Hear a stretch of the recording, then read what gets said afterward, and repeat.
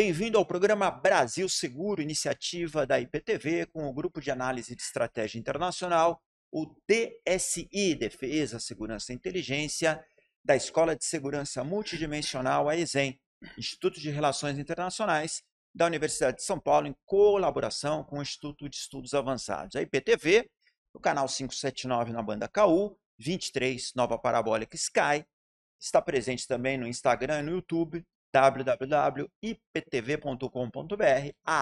@IPTV-oficial. Mais de 40 milhões de espectadores em todo o Brasil, 15 milhões de domicílios, abrangência nacional, à sua disposição, no nosso caso, lidando com o tema da segurança pública, da defesa nacional, dos assuntos ligados à criminalidade que afetam você e afetam a sua família e o seu negócio. Tem a ver com o nosso interesse. Nesta semana, nosso convidado, Dr. Roberto Troncon Filho. Roberto Troncon, colega do DSI, desse grupo que nós coordenamos lá na Universidade de São Paulo, e que tem uma vasta trajetória no setor público e no setor privado, tendo sido quadro da Polícia Federal, onde se aposentou, ocupou a superintendência, que é o órgão máximo, posto máximo, no estado de São Paulo, foi adido da Polícia Federal no Reino Unido, lotado em Londres, também lidou com todo o tema de crime organizado, tem uma vastíssima e muito importante trajetória na Polícia Federal, aposentou-se, foi para a iniciativa privada, hoje está no Banco Santander, onde é head de segurança corporativa, cuidando dos temas todos que têm a ver com criminalidade e atividade bancária financeira. Desde o crime comum, o assalto, explosão de caixas eletrônicos, tomada de carros fortes, até e principalmente hoje em dia, os crimes ligados a fraudes e golpes mediados por telecomunicações, por telefonia, por internet, fraude de cartão de crédito, enfim, tudo isso que tem a ver com o seu interesse, a sua preocupação quando faz operações bancárias. Troncon, muito obrigado pela tua presença, é uma grande honra ter o amigo aqui, o colega de DSI, e eu gostaria que você começasse então compartilhando com o nosso telespectador um pouco do que foi a tua trajetória pública, mais de 25 anos na Polícia Federal. A população sabe bem o que é a polícia, mas às vezes precisa entender melhor, discernir o que é a Polícia Federal, da Polícia Estadual, da estadual o que é a Polícia Militar, a Polícia Civil, também o Federal tem o Rodoviário Federal, tem outros tipos de policiamento, quer dizer, ação ostensiva do Estado, investigativa do Estado para combater, reprimir a criminalidade, tema direto da segurança pública. Como é que foi sua trajetória? O que a Polícia Federal faz e o que você chama a atenção da população quanto ao contato com a Polícia Federal? Obrigado pela presença. Eu que agradeço, Alberto, mais uma vez. Bom, eu ingressei na Polícia Federal em 1995, na primeira turma de delegados, depois do período de redemocratização ou de término do regime militar em 85. A Polícia Federal ficou por quase uma década sem realizar concursos. Nesse ínterim, tivemos a aprovação da Constituição de 1988, que ratificou a importância de a União Federal, a nossa federação, ter uma força policial de investigação e também que cuida de alguns aspectos de polícia preventiva. De lá, a minha trajetória iniciei em São Paulo, foi onde passei a maior parte da minha carreira, atuei em investigação de crimes fazendários, depois passei um período razoável, 5 anos na unidade antidrogas, saí de lá como chefe da unidade, e lá já lidávamos muito com essa questão de organização criminosa que explora o narcotráfico, né? Depois tive uma passagem pelos crimes financeiros, chefiei a Delegacia de Crimes Financeiros em São Paulo também, delegado regional de combate ao crime organizado. Passei 3 anos e meio em Brasília como diretor de combate ao crime organizado. Hoje a diretoria é chamada Diretoria de Investigação e Combate ao Crime Organizado, porque coordeno e já coordenava à época toda a área de investigação da Polícia Federal. Posteriormente, volto para São Paulo como superintendente e gestor da Polícia Federal no estado de São Paulo, a maior superintendência do país. E, na sequência, fui designado para uma missão diplomática, como adido policial junto à Embaixada do Brasil no Reino Unido. Lá passei 3 anos. Retorno como representante regional da Interpol para o estado de São Paulo e concluo a minha carreira na Polícia Federal, e que em breves minutos te contei meus 25 anos de carreira na Polícia Federal, onde fiz muitos amigos, aprendi muito sobre segurança, e aí eu gostaria de fazer um pequeno parêntese para responder na sua segunda pergunta, falar da diferença entre a Polícia Federal e as demais polícias no Brasil. Bom, somos uma federação e como federação nós temos 26 estados membros e o Distrito Federal. Cada um tem o seu Poder Judiciário, seu Ministério Público, sua força policial, aliás, duas. Uma polícia de investigação, que é a Polícia Civil, e uma polícia de prevenção, de patrulhamento ostensivo, que são as polícias militares, né? No nível federal, que representa a federação, ou a união de União Federal, união de todos os estados, nós temos duas forças policiais, agora três, né? Temos também a Polícia Penal. Mas, basicamente, a Polícia Rodoviária Federal desempenha um papel preventivo de patrulhamento das rodovias, muito semelhante ao da Polícia Militar nos estados, enquanto que a Polícia Federal desempenha o papel de investigação, de polícia de investigação, semelhante ao das polícias civis. E a diferença entre as duas está na Constituição Federal, a atribuição de cada uma. A Polícia Federal, as suas atribuições estão descritas no artigo 144 da Constituição Federal, que trata do tema segurança pública, e lá diz: todo e qualquer crime praticado contra bens, serviços e interesses da União, incluindo, e com itens destacados, contrabando e descaminho, que é a introdução de mercadorias sem pagamento de impostos ou mercadorias proibidas no território nacional, sem o devido controle, e ainda outros crimes relacionados a questões indígenas, políticos, que são do interesse da União. E o resto, todo o resto, é investigado residualmente falando, pelas polícias civis dos estados, né? Então, exemplificando, se alguém comete um crime contra o Banco Santander, este crime será apurado, investigado pela Polícia Civil do estado em que ele ocorreu.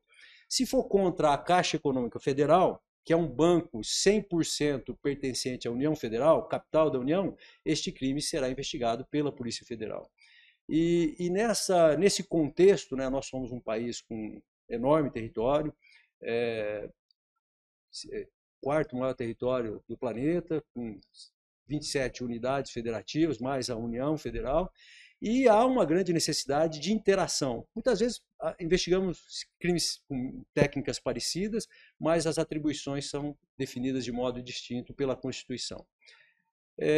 Acho que nesse tema que depois entraremos, né, nós vamos comentar muito da importância da colaboração entre as forças policiais para proteger a sociedade. Eu entendo também, e aí falando como cidadão, né, hoje já policial de pijama, a camisa da Polícia Federal está sempre embaixo da minha camisa, mas como aposentado, não mais ocupante de um cargo público que tem deveres e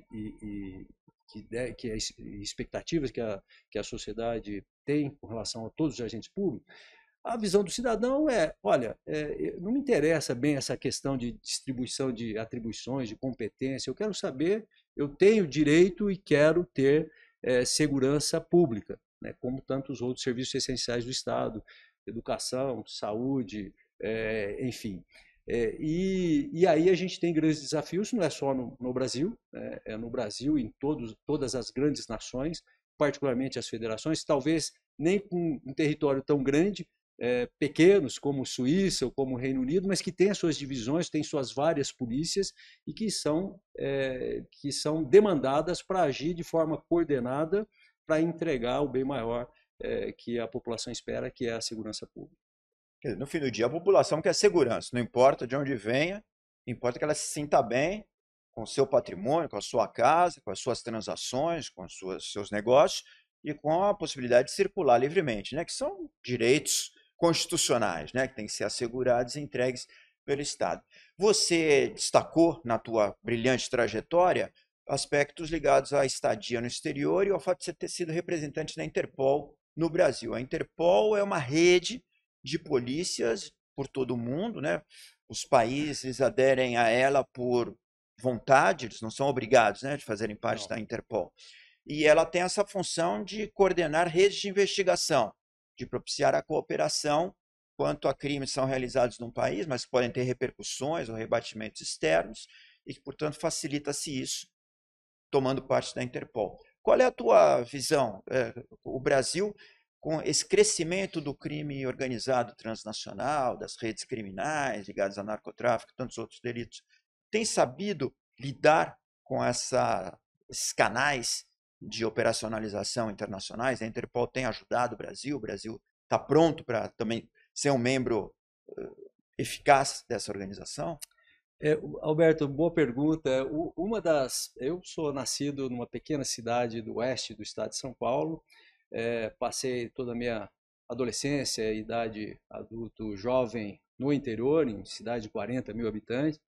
E depois, pela Polícia Federal, tive a oportunidade, já quando ocupei o cargo de diretor de combate ao crime organizado, de ter muitas interações com polícias e organismos de investigação de inteligência de outros países, inclusive do hemisfério norte, dos Estados Unidos, dos países hoje pertencentes à União Europeia, com o Reino Unido e tal. Pois bem, isso foi uma oportunidade única de compreender que nós temos. O Brasil é um país complexo, grande, com muitas diferenças, né, sociais, econômicas, inclusive de regiões para região, mas também temos ilhas de excelência aqui, né? E eu poderia dizer que a Polícia Federal e outras forças policiais, cito aqui a Polícia Militar do Estado de São Paulo como Polícia de Ordem Pública, do Distrito Federal, de São Paulo, Polícia Civil, nós temos ilhas de excelência de investigação, né? Tanto na área de investigação quanto na área de Polícia de Ordem Pública, Polícia Preventiva. E que não nos faz sentir, sem falsa modéstia, nem um pouco inferiores aos nossos companheiros de outros países, em especial das nações tidas como desenvolvidas. Nessa minha experiência, nessa trajetória, tanto de diretor de combate ao crime organizado, interagi muito com os países aqui da América do Sul, com países europeus, quanto na minha missão no Reino Unido, pude constatar isso, né, no dia a dia, nas operações.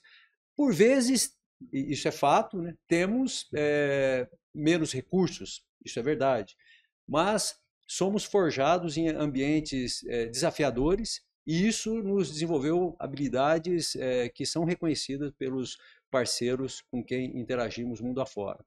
Falando um pouco da Interpol, a Interpol é a organização civil de polícia criminal, polícia de investigação mais antiga do mundo.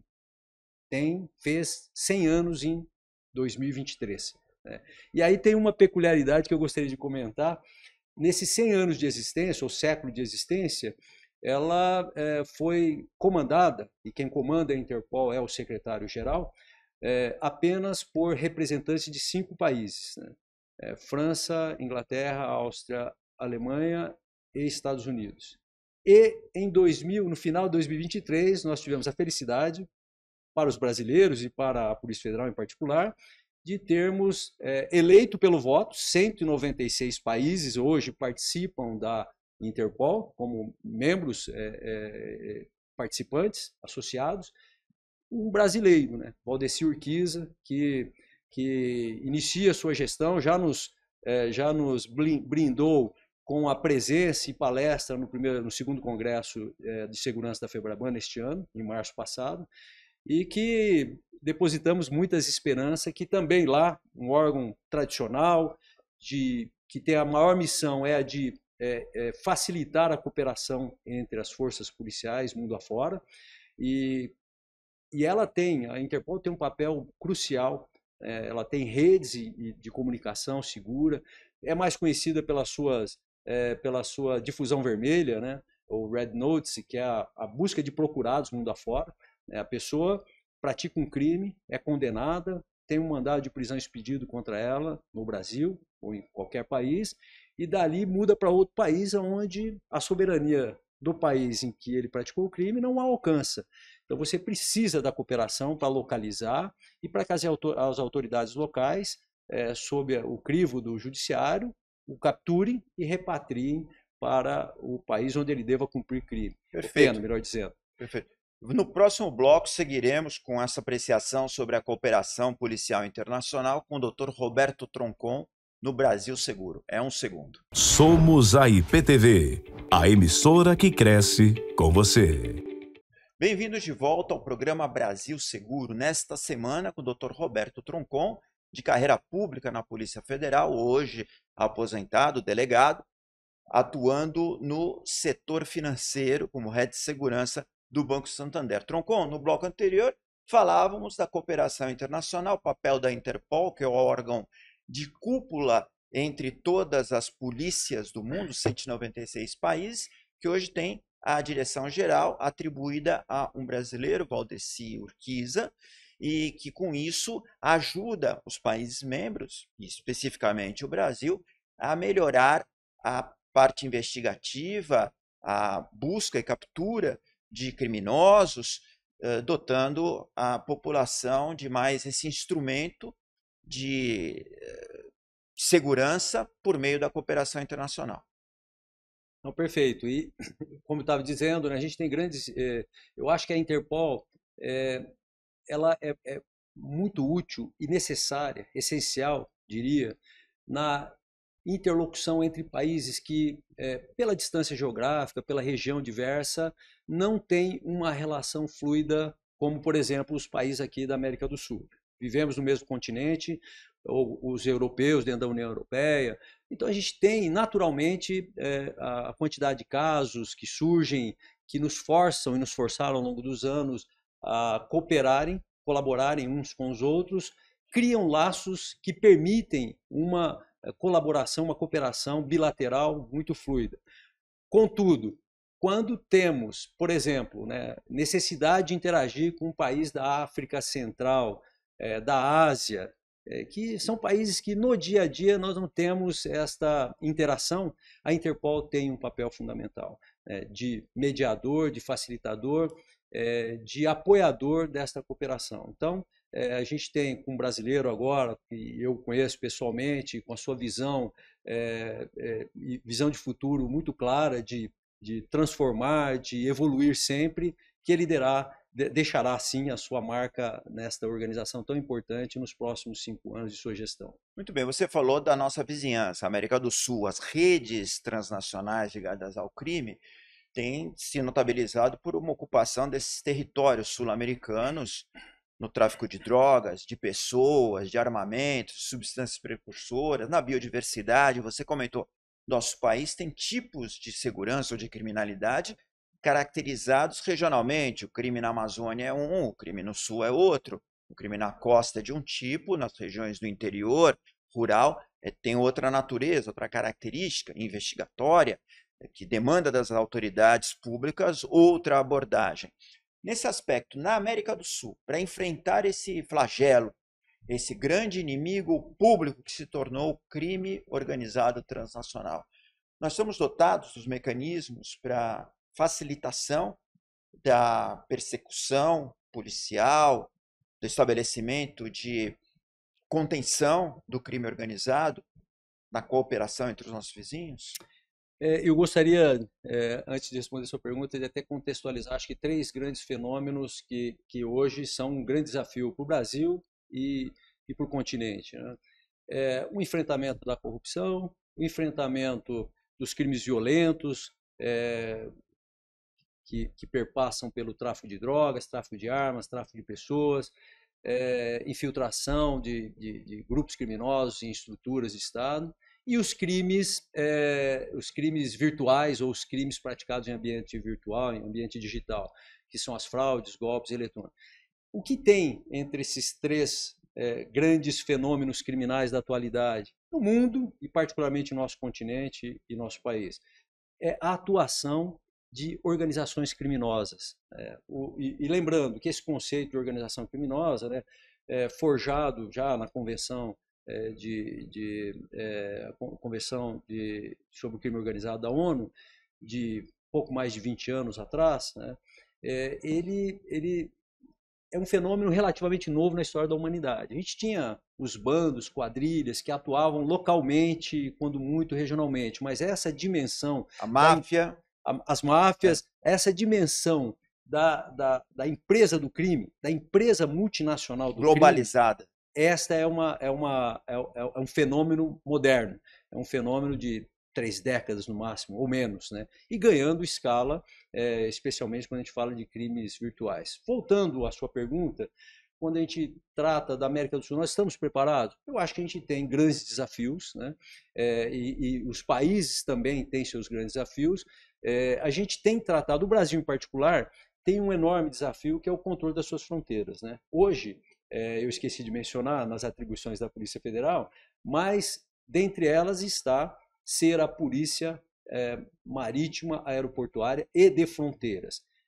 Para um país que tem quase 17 mil quilômetros de fronteiras terrestres, mais 8.500 de costa marítima, você ter uma polícia com 12 mil homens para fazer isso e todo o resto de investigação e alguns outros aspectos de polícia preventiva, como emissão de passaporte, controle de estrangeiro, controle de armas, controle de produtos químicos que podem ser usados no tráfico, na elaboração de drogas ilícitas, é um desafio tremendo e a gente vai ter que enfrentá-lo de alguma maneira, né? O que eu acho que a gente está bem é na colaboração e cooperação com os países vizinhos, né? Ela, com uns é um pouco mais fluida, mais intensa, mais potente, com outros um pouco menos. Cada país também, a semelhança do que já acontece dentro do nosso território e mundo afora, né?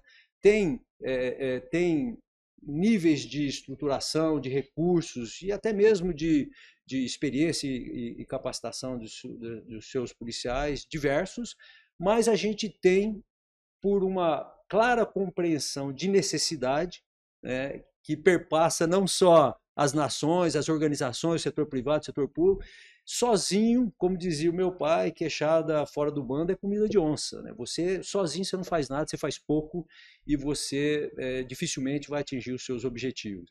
Então eu acho que nesse aspecto sim, a gente está bem, as interações estão aumentando por meio de acordos bilaterais, por meio de acordo multilateral, com apoio de organismos internacionais. Eu posso mencionar né, a Ameripol, a Comunidade de Polícias da América, que iniciou-se como uma comunidade de chefes de polícia há 25 anos, pouco mais, ou pouco menos, né? Foi 2007, na verdade.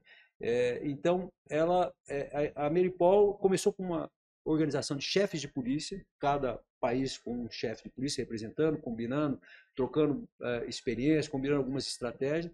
Ela está em vias de ganhar personalidade jurídica internacional, tanto quanto a Europol ou Interpol, porque foi firmado um tratado pelo nosso presidente da República, por mais outros, e está em vias de ratificação no Congresso Nacional dos países, e à medida que for ratificado esse tratado, ela terá a sua representatividade, a sua personalidade jurídica internacional. Bom, e o que isso impacta no dia a dia? Bom, a Ameripol são as polícias do continente americano, exato, do Canadá à Argentina. Todos isso, eles. Nem todos participam, hoje são 35 países, né? Estados Unidos está como observador, o Canadá não participa, mas México sim, do México para baixo, muitos da América Central, do Caribe, e todos, ou quase, acho que todos atualmente, da América do Sul. Então tem sido mais um veículo para tratar de questões regionais. Não vejo como concorrendo com o Interpol, que tem uma outra dimensão, mas para tratar de questões regionais, o tráfico de drogas, que particularmente o tráfico de cocaína, e as organizações criminosas que o exploram por intermédio das nossas fronteiras e daqui para o resto do mundo, e com todas as mazelas que esse fenômeno traz para o nosso país, para os vizinhos.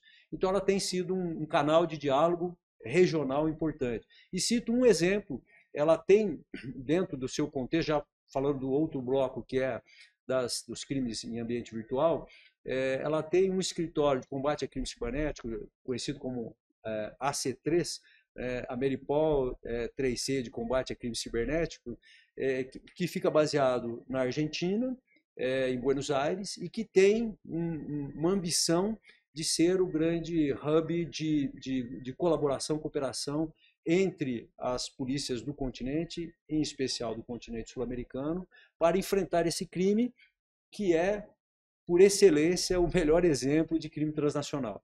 O atacante se encontra atrás de um computador sentado num país, ataca uma vítima em outro, em qualquer parte do mundo, transfere os recursos do crime para uma terceira região do globo terrestre. Então, nesse tipo de crime, sem a colaboração efetiva, eficaz, a gente não avança. Então, nós temos já esse escritório já montado, que já iniciamos, e aí o Santander até eles têm, seguindo uma experiência da própria Europol, que a Europol, como é um organismo bastante potente, porque ele está sob o ordenamento jurídico da União Europeia, né, que permite, inclusive, uma polícia agir no território de outro país de uma forma coordenada. Eles têm uma prática de firmar acordos de colaboração, ou memorandos de entendimento, inclusive com o setor privado. O Santander tem um memorando de entendimento firmado com a Europol para a troca de dados anonimizados, mas de conhecimento sobre crimes cibernéticos, e já firmou no ano passado com a Ameripol também, com esse escritório, com o mesmo escopo de poder trocar conhecimento e dados anonimizados, que trate do fenômeno, das manchas criminais, dos novos métodos, e mais com um suporte para o setor público entregar a segurança pública neste ambiente. Muito bom. Bom, no próximo bloco trataremos da questão das fraudes e golpes bancários cibernéticos mediados pelo ambiente digital com o Dr. Roberto Troncon. É um segundo, até já, programa Brasil Seguro. Acompanhar a programação da IPTV ficou ainda mais fácil. De qualquer parte do mundo, você pode assistir tudo ao vivo por meio do aplicativo IPTV Play, disponível para Android e iOS. Pelo site www.iptv.com.br. E se quiser rever nossos conteúdos, basta seguir a página da IPTV no YouTube, clicar no sininho para ativar as notificações de vídeos novos e ficar por dentro de tudo. Aproveite para assistir nossos programas também pelo YouTube. Venha ser integrante do nosso time. IPTV, a TV que cresce com você. Bem-vindos de volta ao programa Brasil Seguro, nesta semana com o Dr. Roberto Troncon, delegado da Polícia Federal, hoje no quadro da reserva, né, aposentado, e atualmente chefe da segurança corporativa do Banco Santander. Já está nesse posto há quanto tempo? 4 anos. 4 anos, quer dizer, com uma experiência tanto da Polícia Federal e agora no setor bancário, dos crimes ligados a temas financeiros, a fraudes de contas, uso indevido de cartões, desvio de dinheiro, enfim, algo que nos preocupa muito, atinge toda a população brasileira. Quem nunca recebeu um telefonema de um banco querendo confirmação para uma compra e no fim era um golpe, aperta uma tecla, ou alguma mensagem num aplicativo qualquer. Troncon, isso virou, assim, todos somos assaltados, né? Tomados de assalto por esse tipo de tentativa de golpe todos os dias, né? Virou um problema generalizado. Qual é o tamanho do fenômeno? Como é que vocês lidam com isso? Qual é o custo para um banco como o Santander e para os bancos em geral? Você também tem uma atuação na Associação dos Bancos, né? Qual é o grande problema e como é que a população deve se prevenir? Alberto, infelizmente, não é um problema só do Brasil, é um problema mundial, né? O avanço acelerado tecnológico que nos trouxe tantos benefícios, né? Eu tenho uma filha de 18 anos e por vezes eu comento com ela tempos da minha juventude, quando eu tinha a sua idade, né? Eu fui para a universidade e as pesquisas eram na biblioteca com livros porque não tinha internet acessível. Depois, no dia a dia de trabalho, nós tínhamos de usar o telefone fixo, tínhamos de direcionar para algum lugar para usar o telefone fixo, porque não existia telefone celular. E quando chegou o smartphone, lembrando que isso é tão recente, né? A Apple lançou o seu primeiro iPhone em 2007, e ainda de uma maneira muito limitada, né? Então, até 2010, por aí, a gente está falando de 15 anos atrás, né? A nossa interação no mundo virtual era bastante limitado, né? E quantos benefícios a sociedade não teve com este avanço, com essa convergência, por exemplo, de muitas aplicações para um telefone celular, como nós os chamamos aqui no Brasil. Você tem seu banco, tem seu aplicativo de viagem, tem tem o seu aplicativo de geolocalização, de mensagem, rede social, internet, você compra coisas, né, no e-commerce, você faz transferência de recursos, isso tudo que trouxe tantos benefícios, né, para a população, a ponto de alguém que tem 18 ou menos idade atualmente não pode imaginar. Minha filha diz: papai, eu não sei como vocês viviam neste mundo, esse mundo, né, que mais me parece um homem das cavernas, né, que vocês não tinham meio de comunicação. Eu também não sei, mas a gente vivia naquela época. Pois bem, o crime acabou, e todos sabem, aproveitando essas oportunidades, ele se move, né? E o crime, e as organizações criminosas, empresas do crime, elas se movem diante das oportunidades da mesma forma que um empresário busca obter lucro com o seu ganho. A grande diferença é que um faz dentro da lei, das atividades que são permitidas perante a lei, convencionadas pela sociedade, enquanto que o crime organizado ele vai explorar justamente os nichos que são proibidos, são ilegais, que causam mal à sociedade, né? Mas a lógica da oportunidade, de escalabilidade, maior oportunidade de lucro, abrangência de mercado, menor risco para o seu próprio negócio, eles vão perseguir. E quando a tecnologia está disponível, né, esse é até um fenômeno que eu gostaria de conectar com algo que aconteceu no Brasil.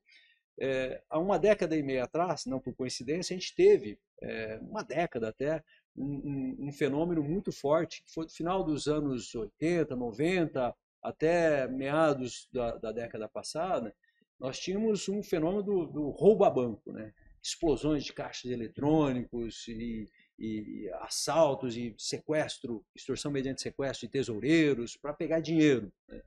E isso os bancos investiram muito, as polícias se prepararam muito para enfrentar esse tipo de fenômeno, que hoje ele é residual, ele diminuiu muito, né? Tem aquele cangaço, o novo cangaço. Temos, né? o cangaço que a gente chama de cangaço digital, tem um novo cangaço, e aí são coisas diversas. Sim. O novo cangaço, mais chamado atualmente como domínio de cidades, ainda ocorre pontualmente, mas quando a gente olha a estatística, ele diminuiu muito em relação ao passado. Eles atacam pequenas cidades que têm distantes de grandes centros, que têm guarnições policiais com efetivo reduzido, e ingressam naquela localidade com grande poder de fogo, 30 pessoas fortemente armadas, e literalmente dominam a cidade, fazem as explosões, atacam os bancos e se evadem, né? Nesse aspecto... Mas é uma operação muito complexa e de elevado risco para a criminalidade, elevado né? risco, cara, né? Tem que envolve dinheiro, inclusive, né? Os últimos assaltos que houve aqui no estado de São Paulo, né? Lembrando aí Ourinhos, Botucatu e Araçatuba, foi um prejuízo total para os atacantes, né? E o risco, e todos eles foram presos ou acabaram falecendo em combate com a polícia. E o Brasil desenvolveu, particularmente pelas polícias militares, uma técnica de prevenção, de preparação para esse tipo de ação, que tem dado muito resultado. Bom, mas e o crime? Fez o quê? O crime, avaliando esse risco, ele migra. Ele fala: puxa, né, se eu atacar, se eu começar a explorar mais as fraudes e golpes eletrônicos, né, e assim, não existe uma grande organização fazendo isso, como não existe...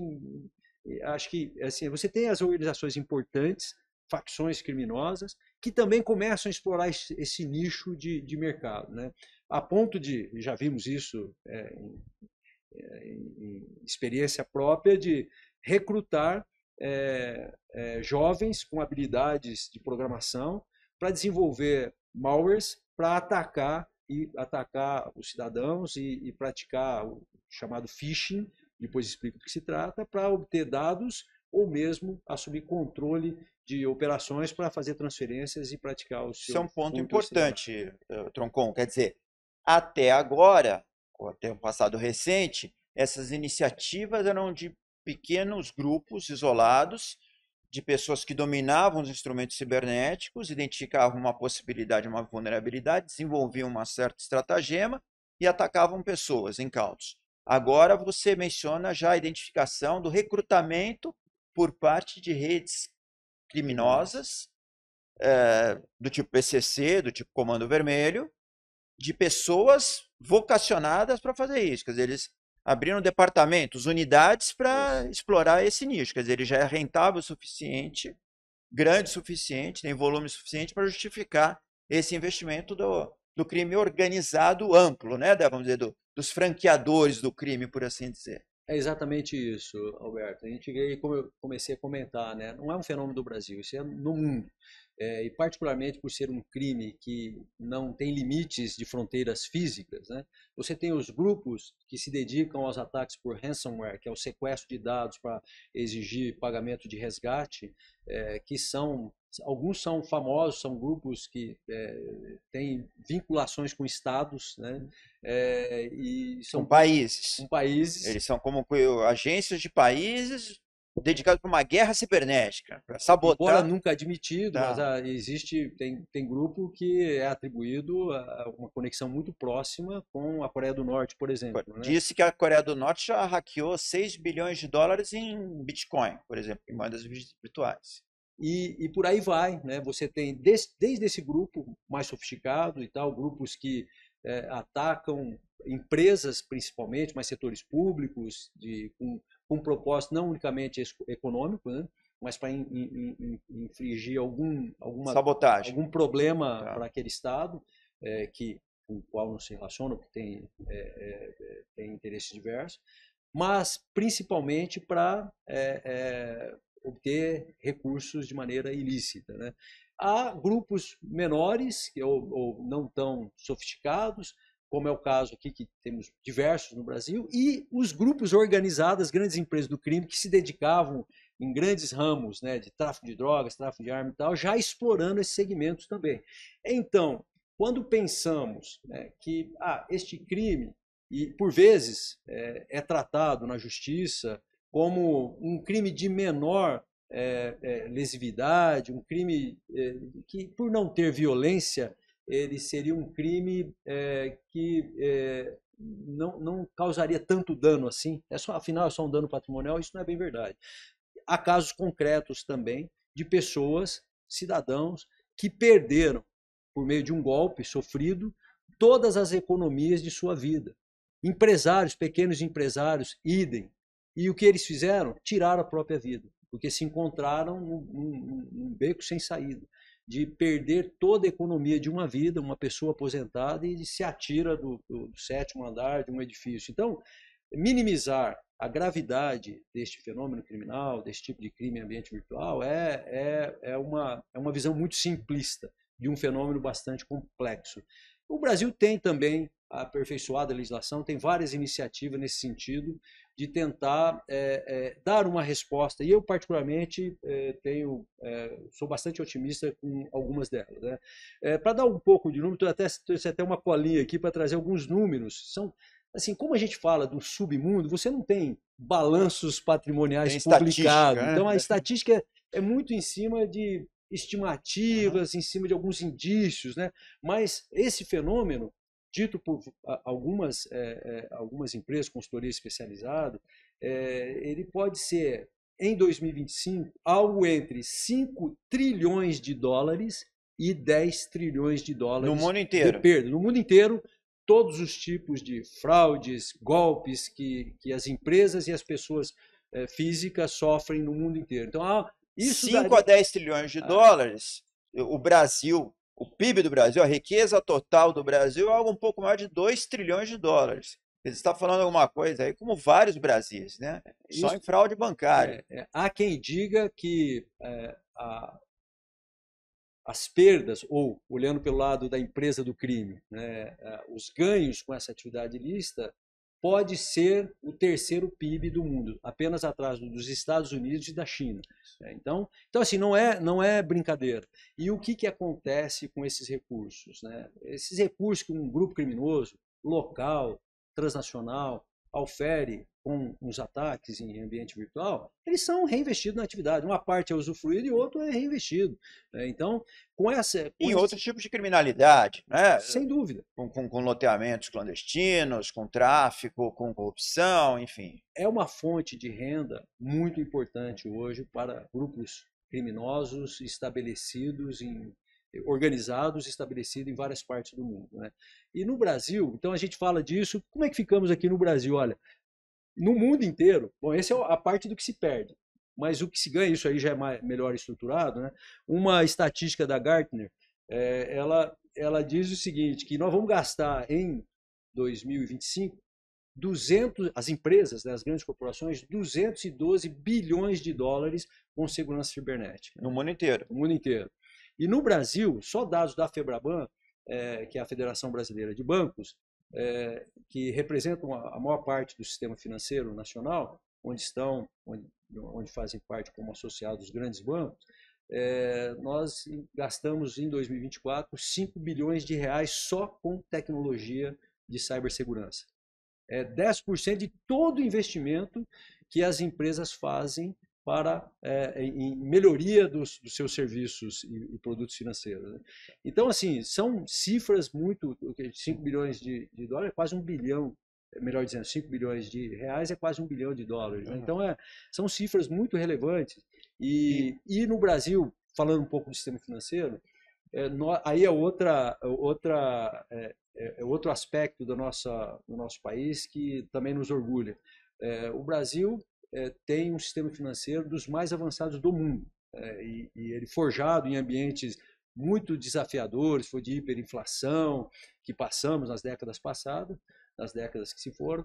Então a gente tem hoje estruturas muito potentes. E digo porque trabalho numa empresa multinacional. Né? O Banco Santander é o maior banco da União Europeia, 16º, 18º do mundo, está presente em vários países da Europa, nos Estados Unidos e vários da América Latina.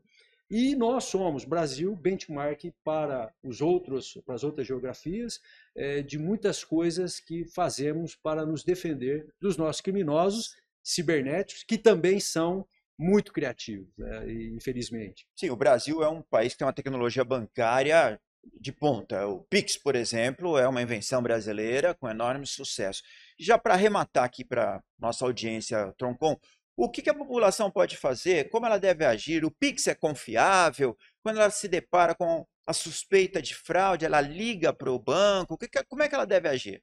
Bom, nós temos dois, que no jargão bancário nós chamamos de golpes, que é o estelionato, a pessoa toma uma ação acreditando numa situação que não existe, que ela, se existisse, por exemplo, vou comprar um veículo num site de leilão na internet, ou um aparelho eletrodoméstico em outro site, eu acredito que aquilo é uma compra lícita, real, e eu pago. Depois que pago, o site era falso, e eu perdi o dinheiro. O criminoso criou aquele site, simulou e por vezes copiou algo que já existe com muita precisão e me iludiu. Então esse tipo de crime, que acho que a gente tem uma subnotificação muito grande no Brasil, a gente não tem dados muito bons, uma parte porque as próprias pessoas desanimadas ou envergonhadas, elas não comunicam, não registram um boletim de ocorrência.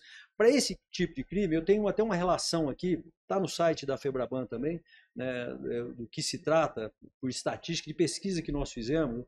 Nós temos os golpes de WhatsApp, em primeiro lugar. Né? Uma pessoa habilita um telefone celular, uma linha celular, e pega uma foto do Alberto, bota no seu telefone e depois, talvez por um vazamento de dado anterior, liga para a sua rede de relacionamento, faz uma chamada, pede um recurso. Olha, Alberto, eu estou aqui com um problema, está fechando, perdi a minha carteira e você acaba caindo. Aí eu digo logo a seguir como fazemos para isso. Infelizmente, nós vamos ter que encerrar, professor Troncon, né? Porque com a aula que tem nos dado aqui, espero que o senhor possa voltar numa outra ocasião. O programa Brasil Seguro fica muito grato pela sua presença, Dr. Roberto Troncon, delegado aposentado da Polícia Federal, hoje Head de Segurança Corporativa do Banco Santander, com extensa trajetória nacional e internacional, que nos ajudou aqui no programa Brasil Seguro, pela IPTV, canal 579, Banda KU, 23, Nova Parabólica Sky, Instagram e YouTube, www.iptv.com.br, @IPTV Oficial, a entender melhor aspectos da segurança bancária, financeira, cibernética, e é um tema extremamente amplo. Tenho certeza que numa próxima ocasião o senhor conseguirá nos ajudar a compreender um pouco mais e ajudar você, telespectador, a se acautelar ante essa modalidade criminal que vem assolando a nossa população e se espraiando por todo o mundo. Eu agradeço a você, a atenção, a audiência e convido você para na próxima semana estar conosco no programa Brasil Seguro. Até lá.